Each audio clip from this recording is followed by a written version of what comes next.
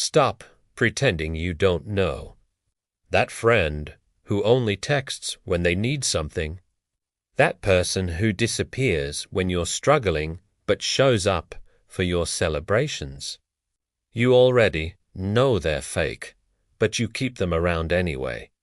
Jung understood why we do this to ourselves, and I am about to show you exactly how to spot these energy vampires before they drain you completely.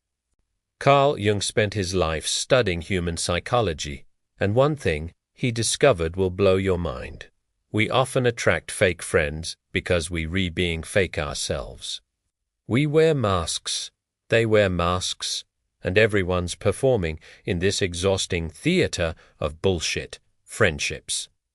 But real recognizes real, and fake attracts fake. Here are 5 brutal signs that your friends are using you, and why Jung Psychology explains exactly what's happening. Sign number 1. They only appear when you're winning. Jung called this shadow projection, and it's everywhere in fake friendships. These people don't actually like you. They like what you represent when you're successful. You get a promotion? Suddenly, they want to hang out. You're dating someone attractive. They're texting nonstop. You post vacation photos. They're commenting heart emojis like their life depends on it. But the moment you're struggling, they vanish. You lose your job, radio silence. You're going through a breakup. They're suddenly too busy to talk. You're dealing with family drama. They don't want to hear your negative energy. This isn't friendship. It's social parasitism. They're feeding off your success to feel better about their own mediocre lives. Jung would tell you they're projecting their own failures onto you. When you're winning, they feel like winners by association. When you're losing, they abandon you because it reminds them of their own inadequacy. Real friends show up especially when you're down. Fake friends only show up when you can elevate their status. Sign number 2. Every conversation becomes about them. Jung talked about narcissistic projection, where people can only see others as extensions of themselves. Your fake friends do this constantly. You start talking about your problems, and within 2 minutes, they've hijacked the conversation to talk about their own issues. You say you're stressed about work. They immediately launch into a 20-minute rant about their boss. You mention you're worried about your health. They start complaining about their back pain. You share exciting news. They one-up you with their own better news. They're not listening to understand you. They're listening for their turn to speak. You could be telling them your house burned down, and they'd somehow make it about the time they had to replace their air conditioner. This is Jung's ego inflation in action. They can't handle not being the center of attention, so they twist every interaction to serve their psychological needs. You're not their friend, you're their audience. Sign number 3. They disappear during your growth phases. Here's something Jung understood that most people miss. Fake friends are threatened by your personal development. When you start improving yourself, setting boundaries, or raising your standards, they get uncomfortable. You decide to eat healthier. They mock your rabbit food. You start reading more. They call you pretentious. You stop engaging in toxic gossip.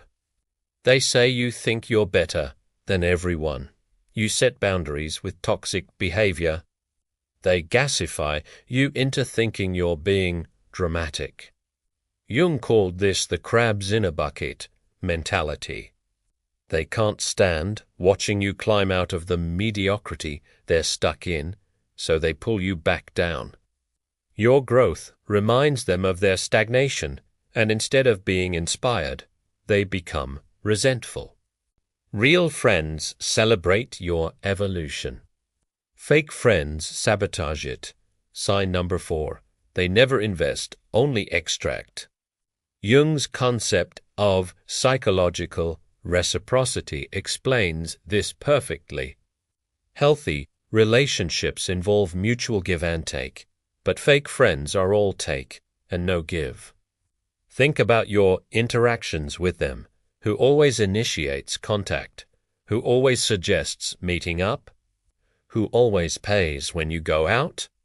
Who always provides emotional support? Who always listens? Who always gives advice? If it's always you, you're being used. They'll borrow money but never pay it back. They'll ask for favors but never offer help. They'll expect you to celebrate their wins but minimize your achievements. They'll trauma dump on you but have no bandwidth for your struggles.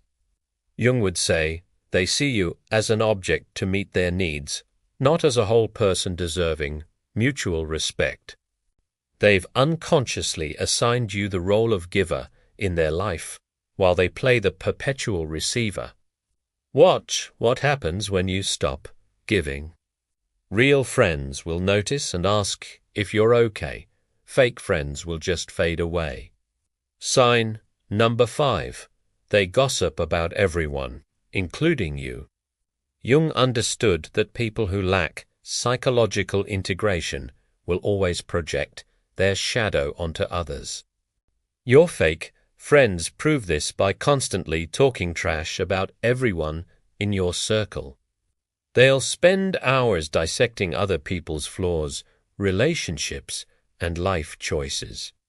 They feed off drama and negativity like emotional vampires. And here's the brutal truth. If they're talking about everyone else to you, they're definitely talking about you to everyone else. Jung called this shadow projection. They so uncomfortable with their own darkness that they have to constantly point out everyone else's.